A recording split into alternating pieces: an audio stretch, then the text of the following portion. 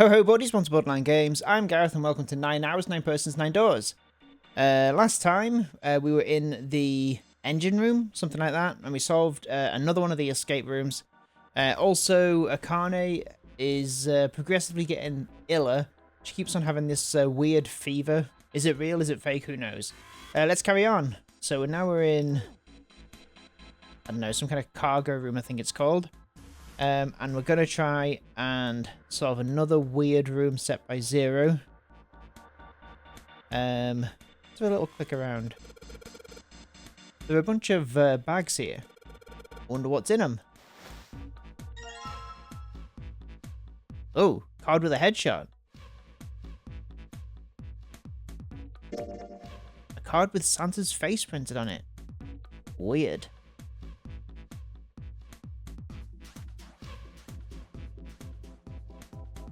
Okay. What's that? It's a card. It has a headshot on it. A headshot. Yep. I'm not going to tell you whose though. I'm not really sure what purposes could possibly serve. Alright. Whoa, another card. Interesting. You can bind them? No, you can't. A card with the 9th man's face printed on it. Okay. These crates are a little smaller than the others. They look like they're the children of the other cards. Other crates. Junpei, that sounds like some sort of fairy tale. Really? I don't know, man. You ever think about how crates would reproduce? Why is Junpei being so weird? Doesn't sound like a fairy tale to me. Crate triplets. Alright. Okay. These crates are quite large. They seem to be tied up to one another with sturdy straps.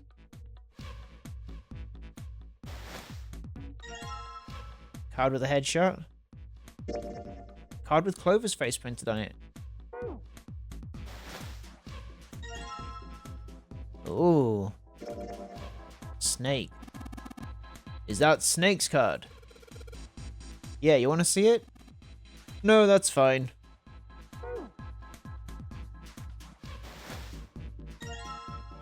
Sevens? This is Seven's card. Is this supposed to be a trading card? If this is supposed to be a trading card, it's not a very good one. What's that? 1, 2, 3, 4, 5, 6, 7, 8. It's locked. We need the key. All the boxes of numbers on them. Do they, oh? Do they, oh? Ace bent down and... oh, do they? Oh, and picked up something that had been sitting next to the box. Junpei, take a look at this. Cards. Another one. How many have we got? 1, 2, 3, 4, 5, 6. Alright. Some numbered boxes and cards with pictures of all of us. So I guess we've got to put the right one in. Does that mean we have to collect the cards we don't have? Alright, so... how many do we have? We've got 6. We need 3 more. We've searched all the boxes. There's nothing in them. Alright. Not all the boxes. Not cool, man. You took this picture without my permission. Looks pretty cool, though. You look really handsome in this picture. In this picture, really. I don't know what he said. What? We're not a couple. Not at all, not in any way. Okay. And... this must be... oh no! Don't look at it! I'm not cute at all, and I'm not photogenic, and I don't look sexy either. Next to Clover, my skin looks gross. And I'm not sexy like Lotus. I know guys go for women who look like Lotus. But... I'm trying too. I'm doing the best I can. So please don't call me on a board or a trash can or a cutting board. Wait a minute. I haven't said anything like that, have I? Alright. So who's missing?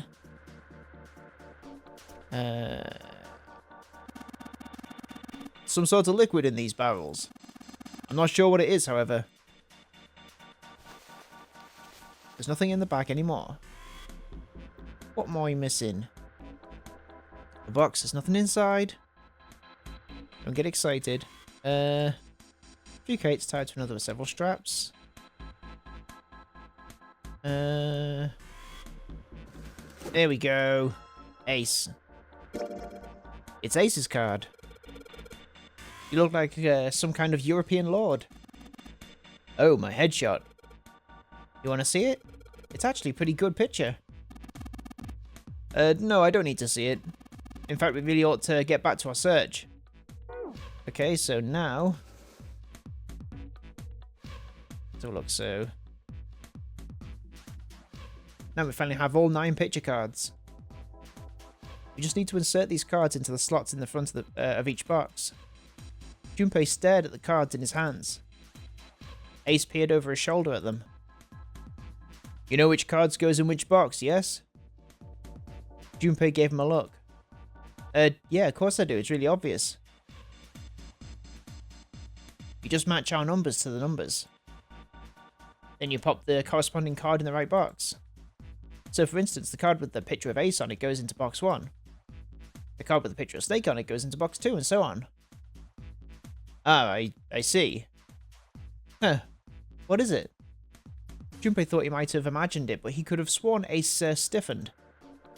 Just then, Junpei heard a noise. He spun around just in time to see June collapse in front of the fence. Ooh. Hey.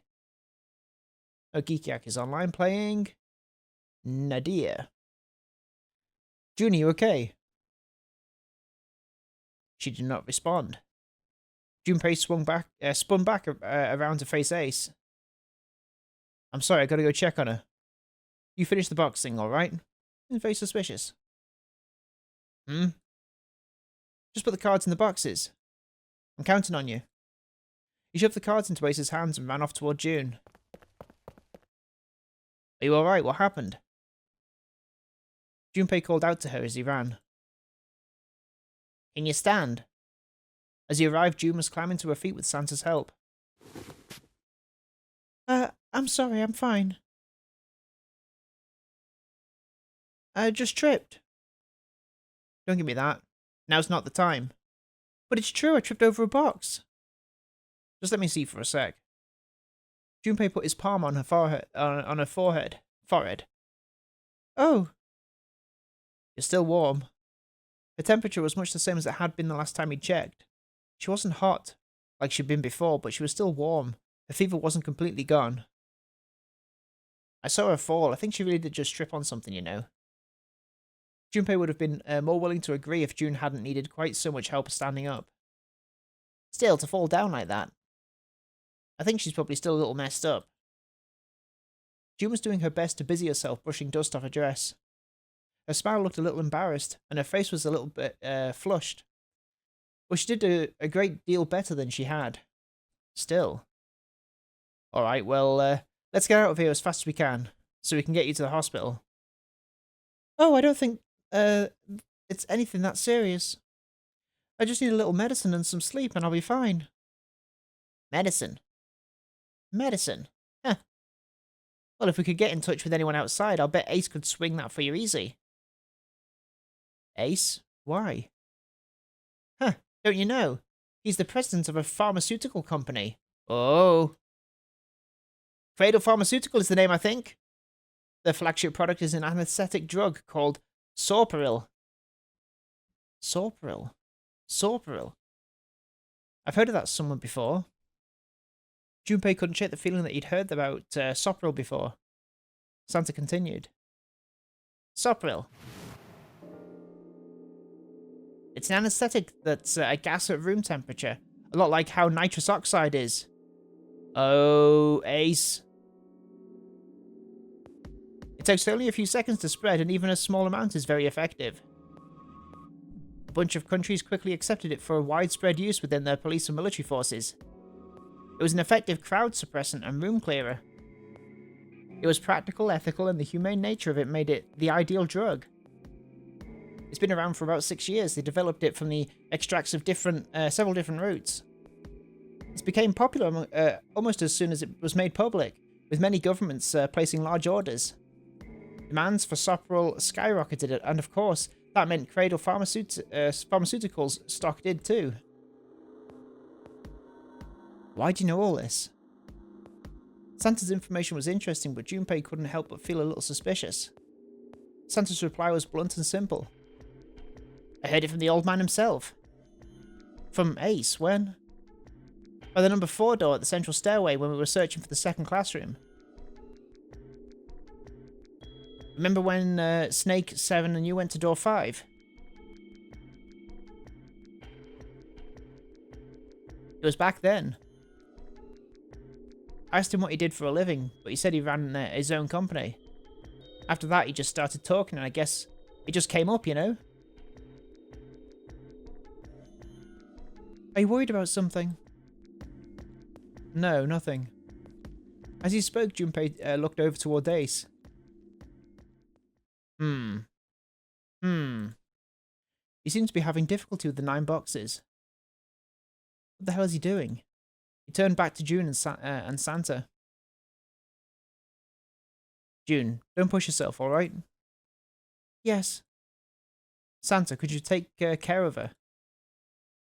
I'll go check on Ace. Looks like he's having some sort of trouble. Sure. He gave them both a short nod and then turned and headed towards Ace. What are you doing? Ace's back was to him as Junpei approached. The older man turned around to look at him. His face was pale and covered in sweat. What happened? Nothing. My vision has gotten quite blurry. I think perhaps because of fatigue. I can't see very well at the moment. What can't you see well? These pictures. Ace held the cards out to Junpei, splayed out in the shape of a fan. I don't care to admit it, but I may be developing presbyopia. Myopia? Growing old is a difficult thing. He made the best attempt he could at a self-deprecating smile, but his face was flushed and his lips were pale and drawn. At any rate, I'll leave the rest to you. I'm feeling awfully tired, so if you don't mind, I'd like to rest for a bit. He shoved the cards into Junpei's hands and walked quickly away. Junpei looked at him quizzically. How could simply looking at cards have tired him out? Junpei looked down at the cards in his hands. All of the pictures were quite clear and each person easily recognizable. Was Ace's vision truly so bad? But if it wasn't, what had made him so uncomfortable?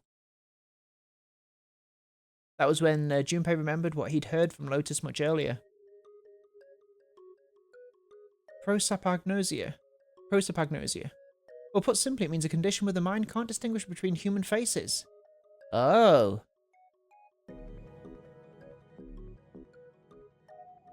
He's got prosopagnosia. In other words, my face would look the same as Clover's or even yours. So they can't remember faces, which is how most people recognize each other. That means that people with prosopagnosia have trouble recognizing even people they're close to. Maybe he's got prosopagnosia. Junpei took another look at Ace. He sat at the base of the stairs looking quite depressed. Well, it looks depressed enough to have it. If he really did have prosopagnosia, there was no doubt it was a depressing and painful experience. Still, Junpei didn't feel like patting him on the shoulder and telling him everything would be alright without... didn't think it'd help much, basically. Still, Junpei felt perhaps it was best he kept Ace's condition to himself, at least for the time being. Oh well. Doing his best to clear his mind for the task at hand, he turned back toward the boxes. Alright.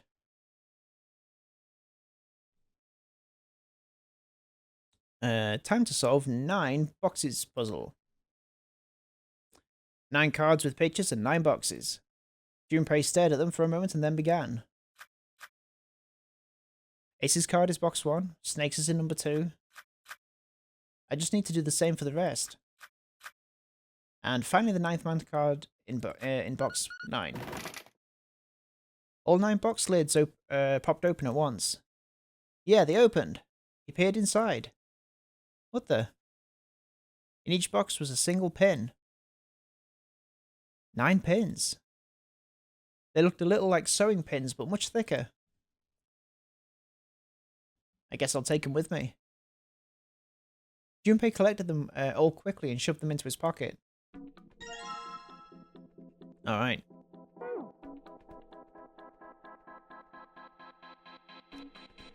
Okay, so we got the pins. There's nothing in the boxes. Alright, so... That's the steam engine room, okay? Up the stairs? These stairs, they go up to 3 stories. What are you waiting for, Junpei? Whatever, I'm going. This is the only door here, except for the one we just came in, though. Came in through. Then this is the exit. No shit, Sherlock. Of course it's locked. Is it an electronic lock? No, just a keyhole right under the doorknob. So to open the door, we've got to find a key that fits that keyhole. Yeah. Go up here then. What's this? The monitor's off. I've got a green switch here and a red one, and some kind of lever. None of them seem to do anything, though. Maybe the power's off. Maybe. There's a single green light on the bottom, though. That means... Oh, okay. There's 6 holes here, and it looks like the pins I just found would be a perfect fit for them. The ones you found in the 9 boxes, right? Well, why don't you try it? Alright, let's see what happens. I think 2, 4, and 6 should go here on the top part, and 3, 5, 7 on the bottom part. Well, some of them lit up.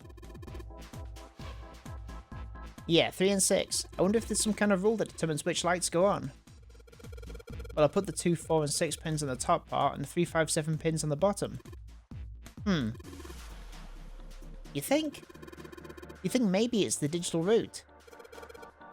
Digital route. 2, 4, 6 is 12. The digital route of 12 is 3. Therefore, light 3 turns on. 3, 5, 7 is 15. Digital route is 15 is 6. Therefore, light 6 turns on. Makes sense, right?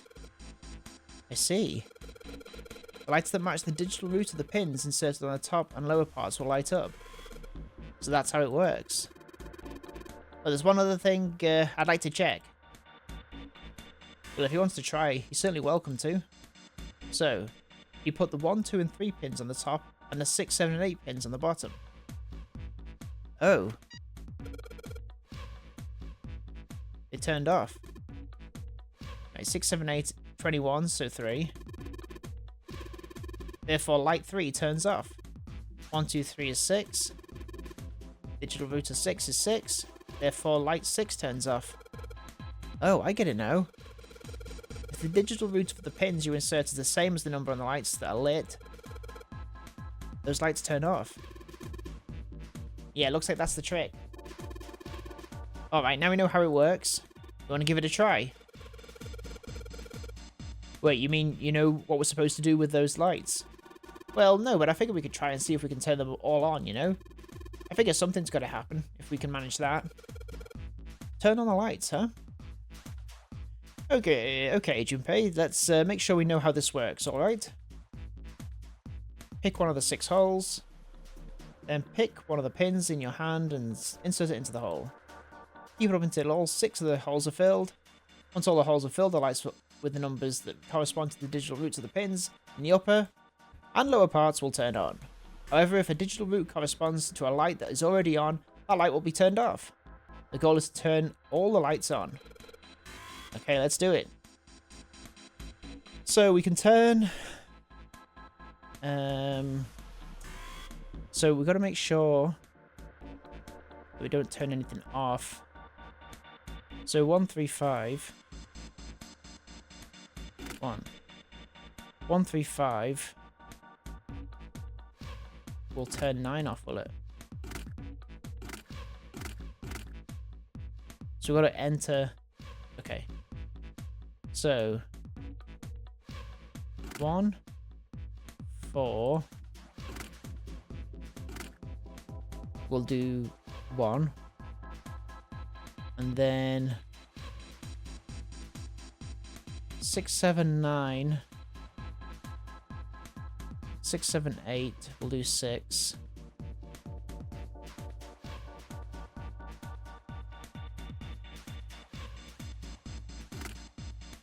Hang on, that's not right. Is it 6, 7, 8? We'll do 4, right? We'll do 3. Okay. Now, let's try and do... Let's try and do 8. How do we do 8? 17. 9. And 8. 9. 8. And then let's try and do 2. So 11. This. Okay. Now let's try and do... Okay. 14. Will give us... So we want to do 13 to get 4.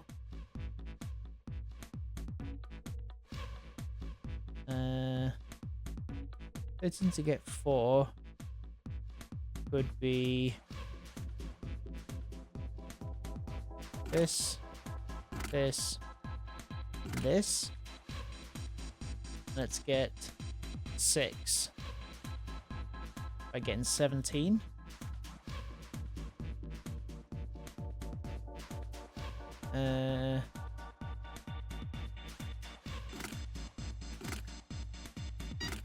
Oops. Shit, I fucked up. Alright, 1, 2, 3, 4, and 9. Okay. Oh yeah, 17 will give us 8, won't it? Okay. 5 and 7, so 16.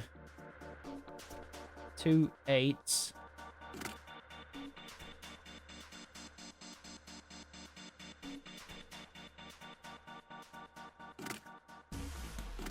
Okay. So that is 8. It's going to give us 6, isn't it? Is that right? It's giving us 16.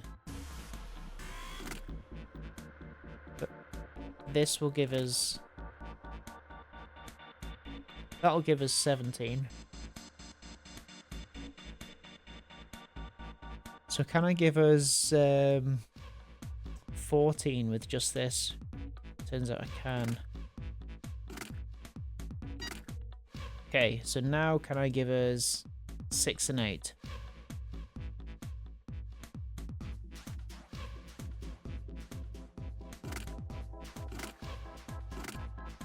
And then for 8,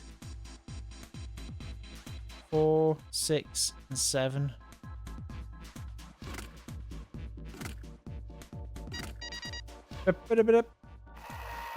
F. All the lights are on and the shutters opened up. Hey, does that mean... Yeah, we gotta do it again. Man, I thought I was doing so well. Okay, so we've got 9 holes. And there's an F up above them. I don't know what the F means, but I do know one thing. What's that? This time there are 9 holes. So we need to insert 9 pins. Man, that's boring. Well, why don't you just try it, alright? F. So does it mean 1, 2, 3, 4, 5, 6, 7, 8, 9? A, B, C, D, E, F. So that's 15. So maybe each row needs to... get up to 15. Okay. Let's just put them all in and see if it says what our goal is here.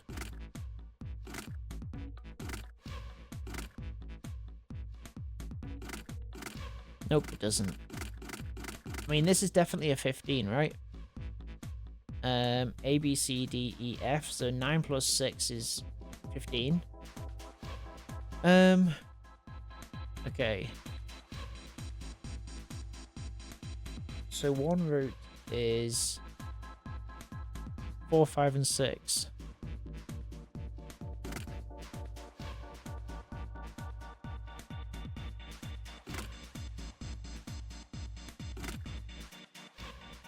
Also 3 and 7, maybe here.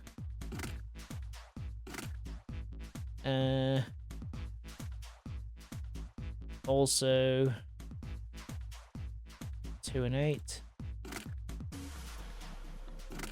and 1 and 9. Alright, so 3, 6, and 9. That's too big. 2, 5, and 8 works. So these all work.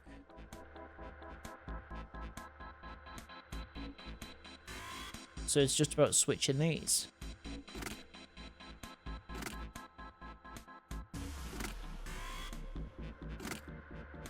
Okay.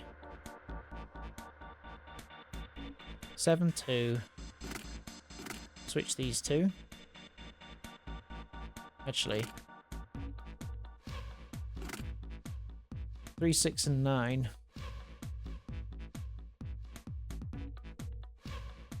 7, 1, and 4.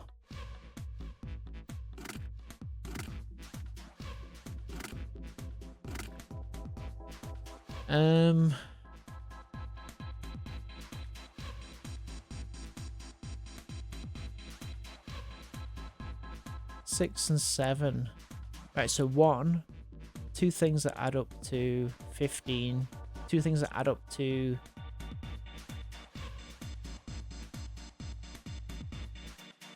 the numbers that are remaining.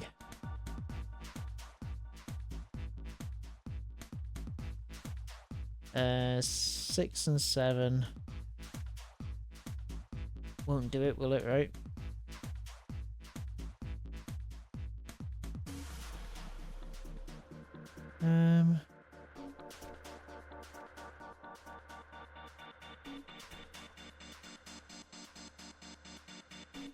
Maybe I need another option.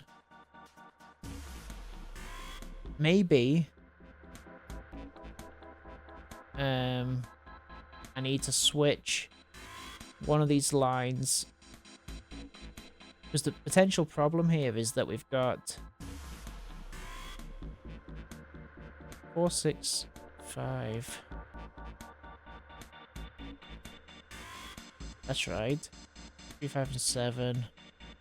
1, 9, 8, and 2.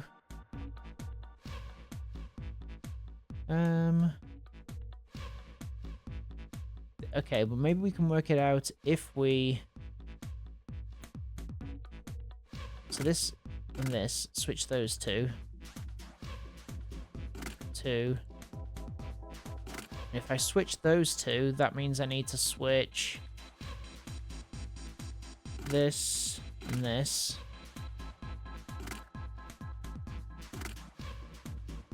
Eight and 4. Okay, that's... And then I've got to sort out this. So, to make this work, this needs to be a 6.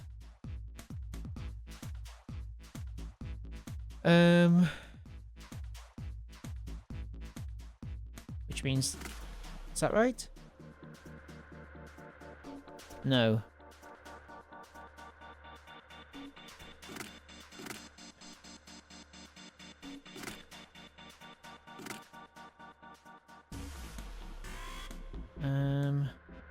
Okay.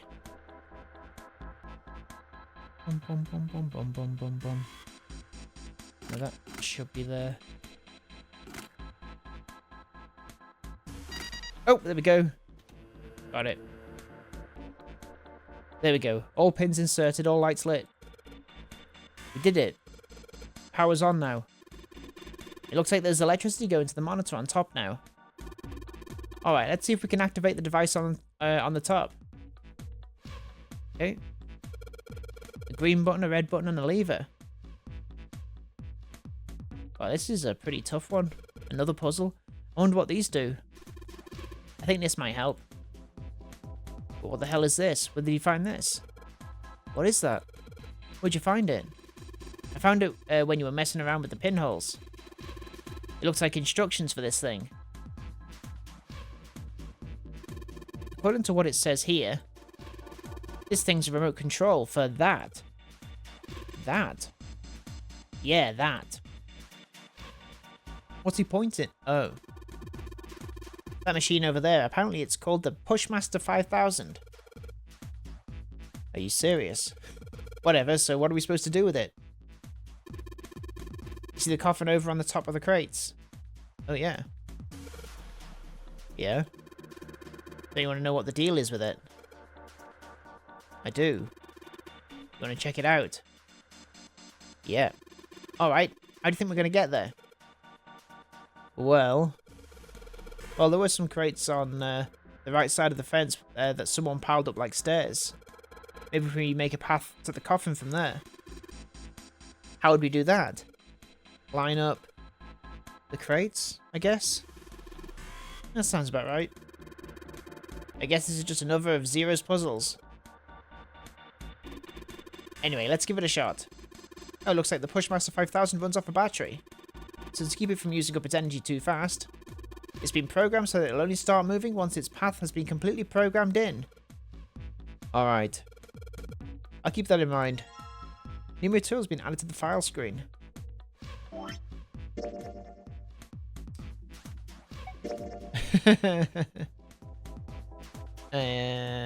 Okay. Move count exceeds the battery life, it will reset. Cannot lift heavy objects. You can not move diagonally.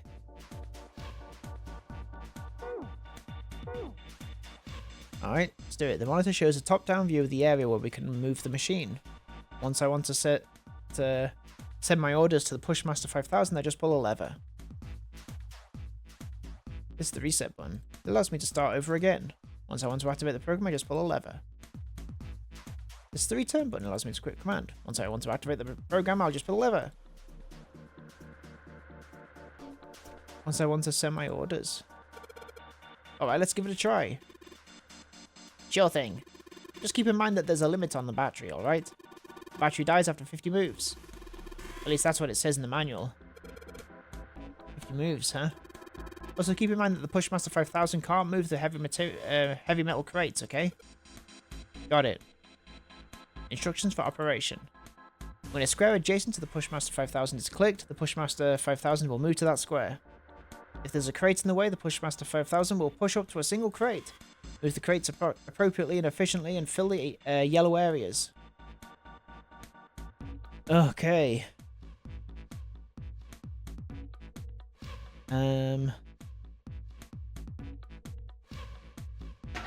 Oops, didn't mean to do that. Okay.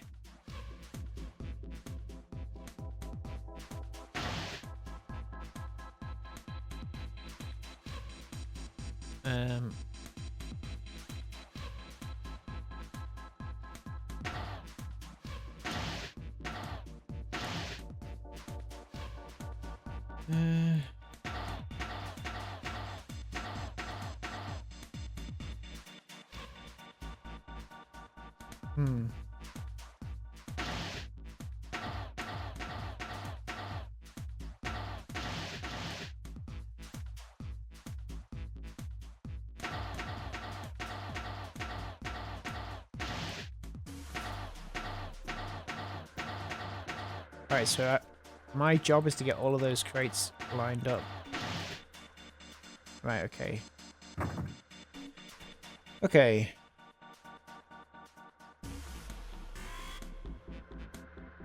So, push this one here.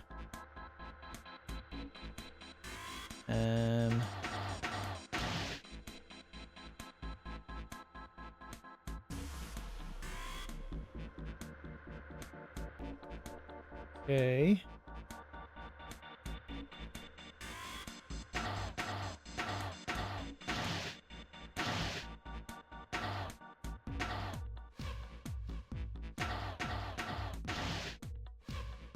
Uh-oh.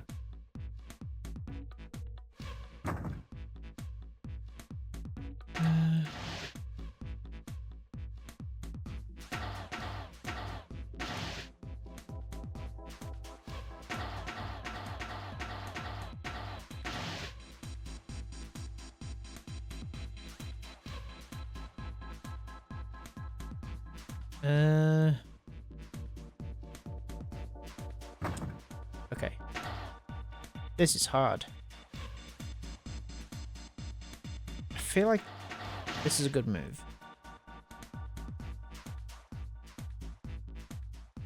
Then how am I going to get it to line up here without cutting myself off?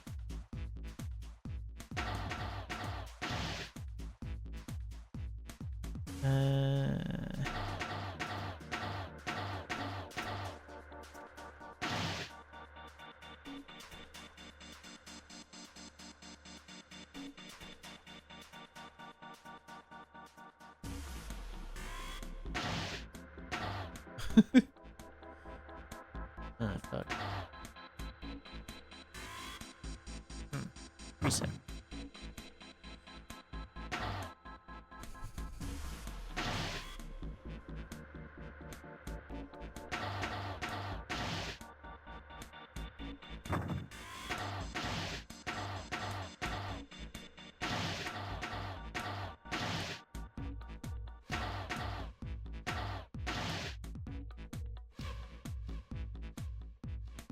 Was that a good thing to do?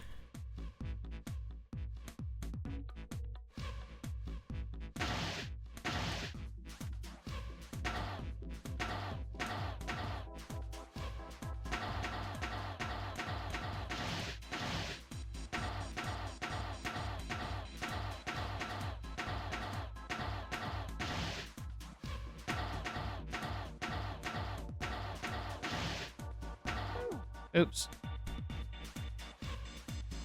Got it, got it, got it. Right.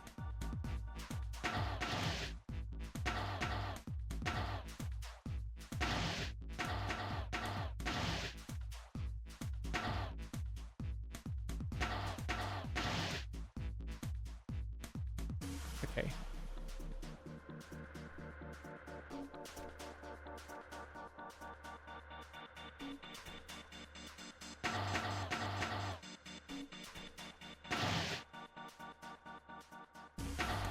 No.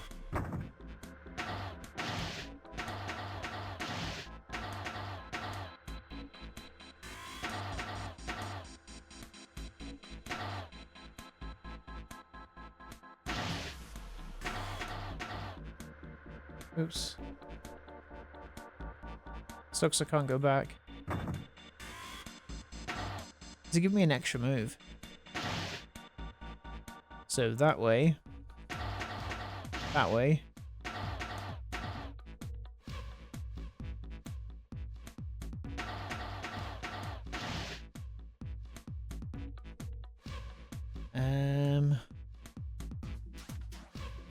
No.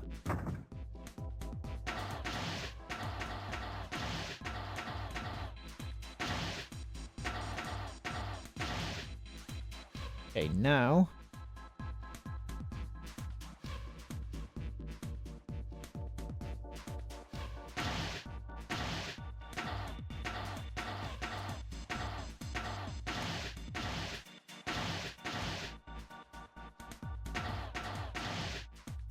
Right, so is it possible now?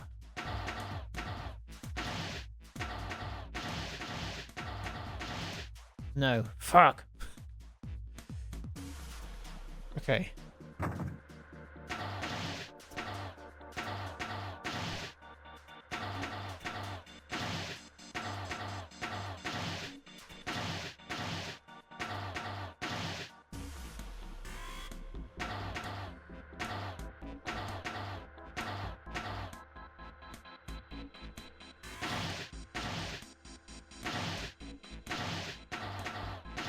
Okay.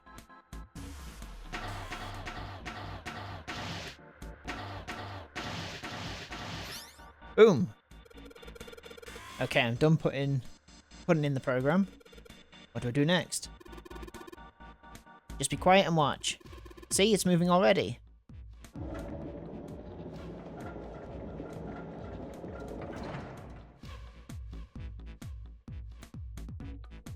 Awesome. The Pushmaster 5000 did what just what I told it to, and lined up all the crates. Great. Now we can reach the coffin. We just need to climb those crates over by the fence. All right. Down we go. No.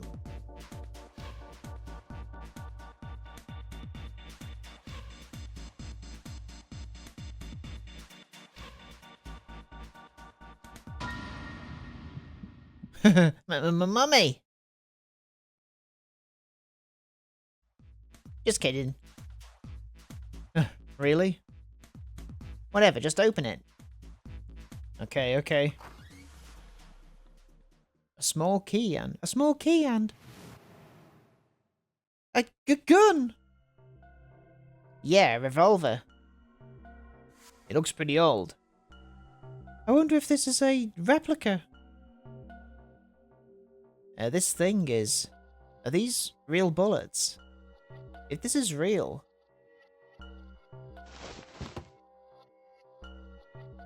You're not going to take it? Of course not.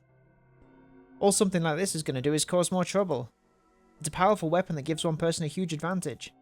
Something like that would be way too dangerous to have around. We're in danger enough as it is. Yeah, I guess you're right. Maybe Zero put this gun here, hoping that something like that would happen. In other words, maybe he put it here to make us fight each other. In that case, we should most certainly leave it here. I, for one, have no desire to let Zero control me. Me neither. Okay, we've got that figured out, but you aren't going to leave that key in there, are you? Of course not. We'll take that with us.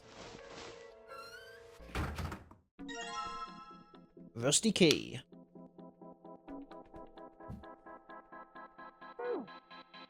There's a revolver in this coffin. What's this thing for? Jumpy.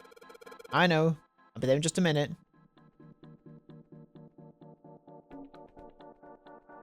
Okay. Let's just put this key in here and yes! Sounds like that did it. Yay! Looks like it's open. Jumpy. I see. This key should open this door. Hey, what are you waiting for? Let's go. Yes. It's opening.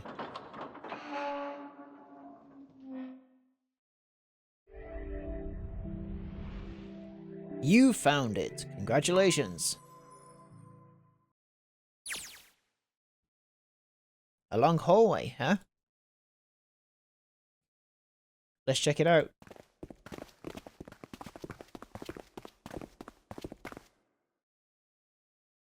We've seen this elevator before. We got off the one on the left just a while ago. Then we went through the number 6 door and that took us to the engine room. Yes, and after that we passed through the cargo room. And now we're back here. In other words, we made a loop. We're back where we started. We needed a card to get to this point. I don't see a card reader here. Perhaps we aren't able to activate it from this location. Why don't you try pushing the button? Yeah. Oh. Okay. It works.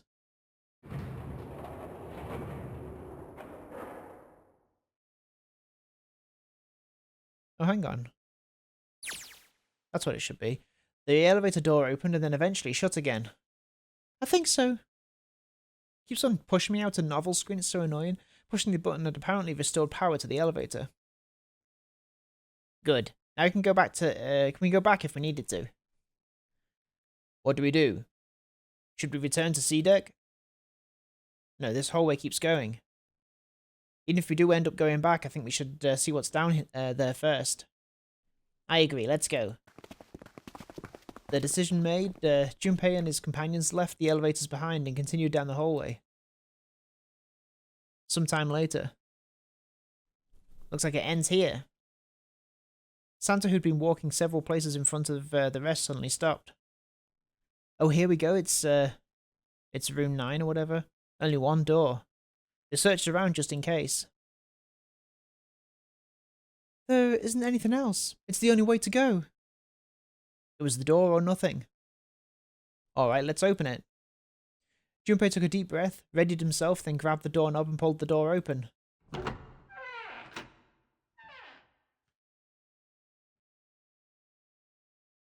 He paused for a moment, then stepped through into the room.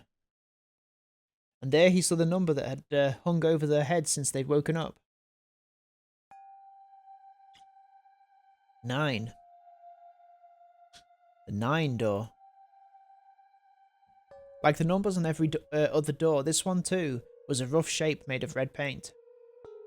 Its door was set into the back wall of the room. Junpei leapt forward toward it with a sudden burst of hopeful energy. It was a large double door, heavy and full of solemn importance. He grabbed the door handle and shook. Of course it wouldn't be that easy. The red sat on the wall next to the door. Displayed on it. Vacant, huh? We finally found it. Junpei felt himself overwhelmed by a torrent of emotion. At last they had found the exit, but cold gripped his heart, and he knew all too well why, as he stood frozen, unsure what to think or feel. Junpei! Huh? Look, behind you! He spun around, and couldn't believe what he saw. What? A 9 door.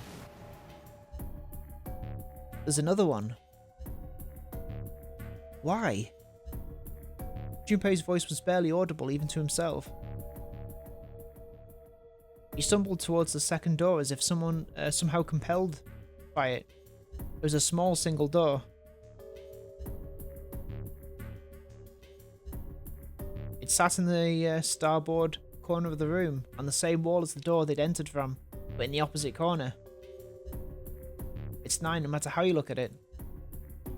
The red is there too, so this is a real one? Junpei shook the door handle pointlessly and muttered to himself. Why? Why the hell are there 2 doors? It was Santa who answered. There were always 2 doors. I mean, if you think about it, Zero never actually said there was only one door with a 9 on it. It's hidden, but an exit can be found. Seek a way out. Seek a door that carries a 9. Of course, we just assumed that there was only one. After all, why would there be more than one? Oh man. Jeez. We fell for it. There are 2 doors.